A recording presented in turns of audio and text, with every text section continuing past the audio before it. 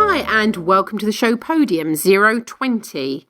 And this show is called Evolving the Elite Training Environment.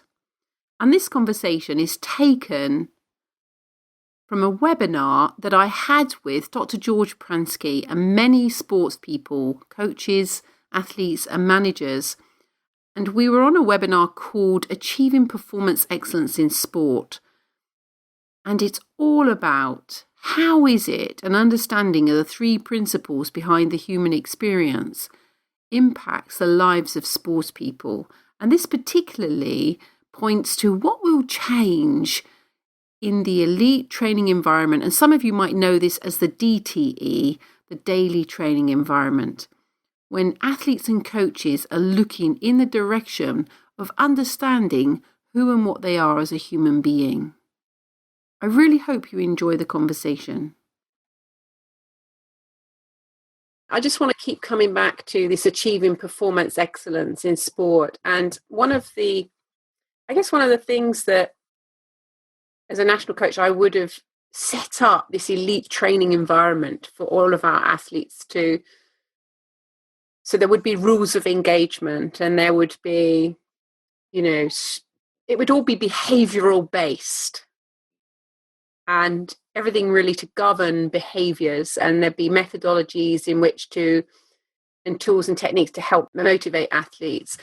And it seems to me that with an understanding that your experience is coming 100% from you inside out, like it's coming through you and it's not coming from the environment, that entire way in which we're producing athletes would change, because there would be really little point in having a system based on behavior when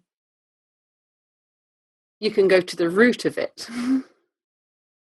Well, I do think things would change dramatically, Denise. So, for example, motivation without an understanding of how people function,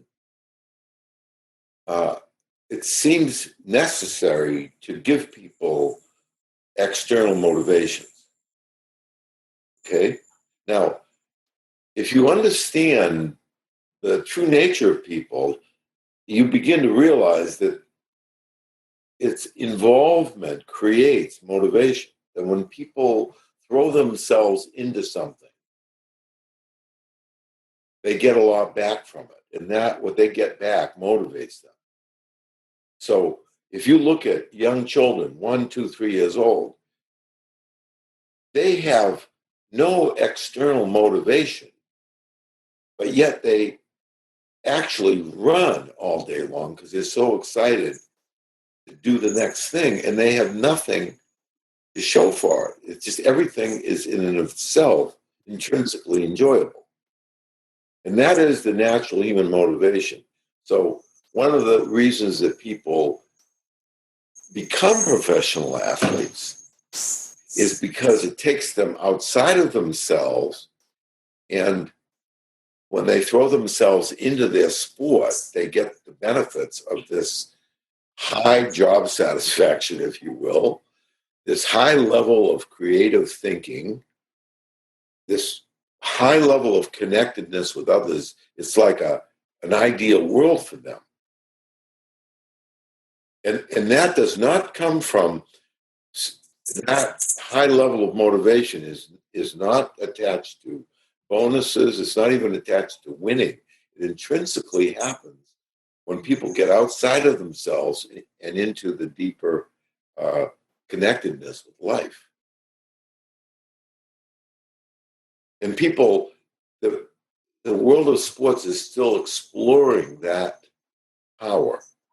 It's onto it to X degree, more so than any other area of life, in my opinion. But still a lot to be discovered in that direction. Mm. When you say that it's onto it, George, can you just elaborate on that? I'll give you a contrast. When I was a kid, it was thought in the world of sports that grim and desperate was the state of mind of a high-achieving athlete. During one of the games, with the Dallas Cowboys games, they showed a picture of the bench, and there was a guy smiling at the bench, sitting on the bench smiling, and the Cowboys were losing. Well, he got fined for that. He got fined for smiling because they thought that he should be even more grim and serious if they're losing than if they're winning. But even the winning team should be grim and serious.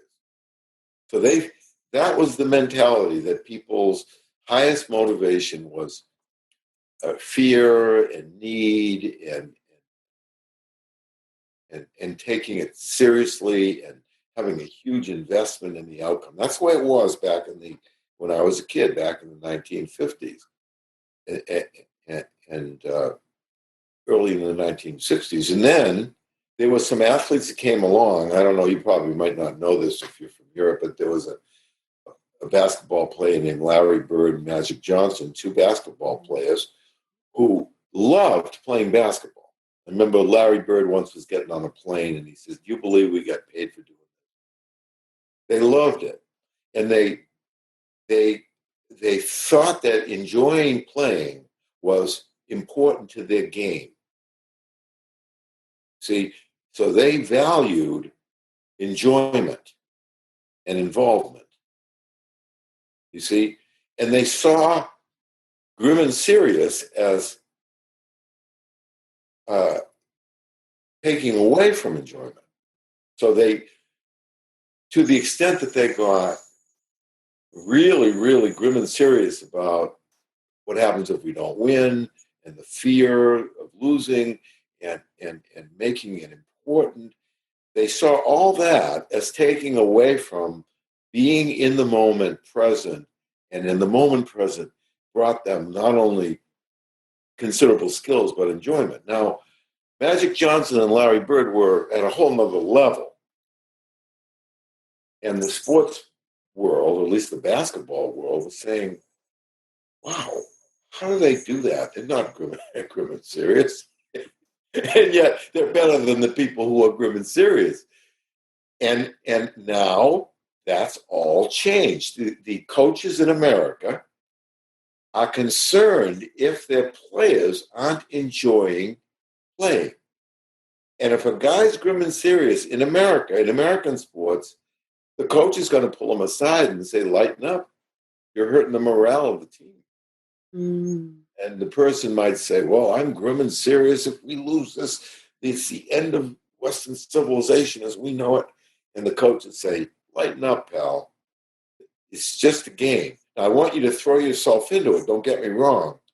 But I don't want you scaring yourself and putting pressure on yourself. If you want to put energy into something, put energy into throwing yourself into the game. So that's why I praise the world of sports for having a greater understanding of the mental aspect. I mean, every sport in America now, sports psychologists are attached to even the golfers have sports psychologists. Some of them have teams. Now, I don't particularly like what the sports psychologists are doing, because I think they're in the old model of trying to deal with people's hang-ups and people's baggage and stuff like that. They're not teaching them a deeper understanding of psychology, but at least the sports world recognizes that the mind plays a big role in performance, and that emotionally high-spirited is better for business than grim and serious. Mm. Now, the business world doesn't see that. They think grim and serious is great. And it's funny because two businessmen will be watching a game, and if a team's behind by, say, 15 points, their team, and they get affected by being behind, the business people sitting in the audience are outraged. What are you talking about? Why should it affect you just because you're way behind? But then they go back to their business and they have a bad quarter and everybody's down in the dumps and they think that's perfectly appropriate. It's really funny to me. That is funny. When you step back and look at it, it's funny because they're intolerant of the athletes in any way affected by outcomes during the game. But in their cases, they totally accept that they're affected by outcomes, and they get grim and serious in order to improve the outcome. So my I guess if there is a question, George, it's as a gym owner with, say 100 athletes, this speaks back to the idea of the resistance piece that Denise, that you both talked about earlier. So I deal mainly with a demographic closer to our age than Silas's age, although we do have some standout sort of D1 level basketball players that we work with. And all of these people, whether they're the 40-year-olds or the young aspiring athletes, have been brought up in this fix your mindset, become positive, be positive. And I'm seeing with the ball players, I've been sort of throwing stuff at them, and the level of openness, if not understanding, is really high. It's in a lot of cases instantly high. And the adults, the 40-year-olds, are resistant to it. They're resistant to the idea that this could be so simple. Mm-hmm. So, and I mean, you answered the question when you said it's about it's conversation and dialogue. But why, I guess where I'm going with this is, why is it easier for the younger athletes, in general, it seems, to accept that it could be so simple? Well, I'll tell you, Michael, you know what I said about back in the day, women serious was seen as the state of mind of a good performance? Absolutely. And they saw actually that being tense was good for performance. Now the people that are in their 40s and 50s were at the very edge of that. The world was still that way when they were growing up. You see, that was before Magic and Larry Bird. Yeah. So in athletics now, the young kids are going to see the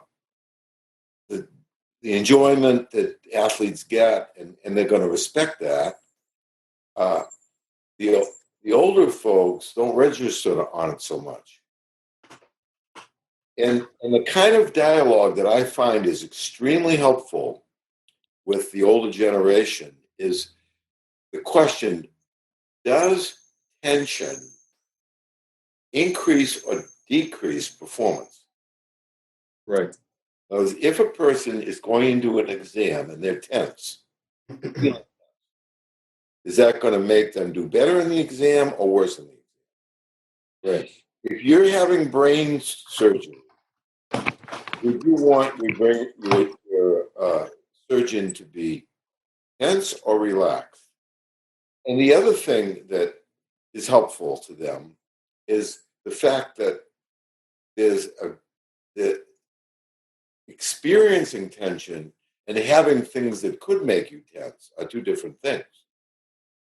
So there could be all kinds of reasons that you could be tense, but the question is, are you actually tense? Well, and that's spot on, George, because most of the adults say something like, well, I get it, but I'm tense because of this, and this. Right. Where the kids just kind of go, oh, okay, that makes sense. Yeah. You mean I can be stressed out, or I can be thinking about something, whatever it is, and that doesn't affect what I do? To them, it seems absolutely reasonable. Absolutely. Yeah, that's bringing the conversation around to tension and action under tension, I think, is spot on there, eh? That was a great conversation. How rich was that? Big thank you to Dr. George Pransky from Pransky and Associates. And if you'd like to get hold of George, then you can look on his website, www.pranskyandAssociates.com. And I would like to say thank you to Michael Fall, who is owner and head strength coach at CrossFit Guelph in Guelph, Ontario, Canada. and he was in conversation there with George. Michael has a strong youth development program which focuses on strength and mobility with a dedication to mastering the basics. So that brings us to the end of the show, and I hope you've enjoyed it. We have much more in the pipeline with Dr. George Pransky, so please do join us again next week.